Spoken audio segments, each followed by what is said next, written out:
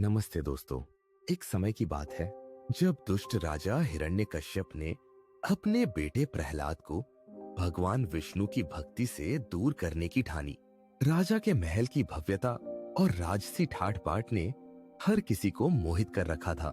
राजा हिरण्यकश्यप ने प्रहलाद से कहा कि भगवान विष्णु नहीं है, लेकिन प्रहलाद ने दृढ़ता से कहा, भगवान हर जगह है पिताजी। की उसकी निष्ठा ने सभी को चौंका दिया। राजा ने प्रहलाद को अपने विश्वास को तोड़ने के लिए कई तरीकों से परीक्षा में डाला। उसने अपने बेटे को आग में फेंकने का आदेश दिया, परंतु प्रहलाद ने निडर होकर भगवान विष्णु का नाम लिया। राजा ने सोचा कि प्रहलाद ने अपने भगवान को अपने पास लाना चाहा है। उसने एक और खतरनाक योजना बनाई। एक विषैले नाग को बुलाया गया, लेकिन प्रहलाद ने उससे भी भगवान का नाम लेकर शांत कर दिया। राजा की निराशा बढ़ती जा रही थी। उसने अपने मंत्रियों को बुलाया और प्रहलाद को दंड देने की योजना बनाई। सभी मंत्रियों के चेहरे पर चिंता का साया था। फिर राजा ने प्रहलाद से कहा कि अगर वह भगवान विष्णु को साबित कर सके तो वह उसे माफ कर देगा। प्रहलाद ने आशा के साथ कहा, भगवान मेरे साथ है। राजा ने शर्त लगाई कि प्रहलाद को एक रात अकेले खौफनाक जंगल में रहना होगा।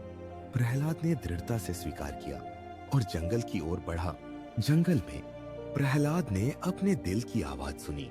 उसे महसूस हुआ कि भगवान विष्णु हर जगह है। उसके चारों ओर एक दिव्य ऊर्जा का अनुभव हुआ। राजा ने प्रहलाद को जंगल से लौटते देखा और उसकी भक्ति को देखकर हक्का बक्का रह गया। प्रहलाद की आंखों में एक चमक थी जो उसकी शक्ति का प्रतीक थी। राजा ने सोचा कि अब उसे किसी और तरीके से प्रहलाद को खत्म करना होगा। उसने अपनी बहन होलिका को बुलाया, जो अग्नि से अजेय थी। होलिका ने प्रहलाद को आग में बैठाने की योजना बनाई, लेकिन प्रहलाद ने फिर से भगवान विष्णु का नाम लिया और होलिका की शक्ति कमजोर पड़ गई। जब आग बुझी तो होलिका जल गई और प्रहलाद बच गया। राजा की आंखों में गुस्सा और नफरत का सैलाब उमड़ पड़ा। राजा ने अब प्रहलाद को मारने का अंतिम उपाय सोच लिया। उसने एक अद्भुत और भयानक रूप धारण करने का निर्णय लिया। राजा ने नरसिंह का रूप धारण किया, आधा मानव और आधा सिंह। उसकी दहशत भरी आवाज ने सभी को थर्रा दिया। प्रहलाद ने भगवान विष्णु की ओर देखा। प्रहलाद ने अपने पिता को देखकर कहा, आप मेरे लिए पिता हैं, लेकिन भगवान विष्णु मेरे सच्चे रक्षक हैं। इस पर नरसिंह ने गर्जना की।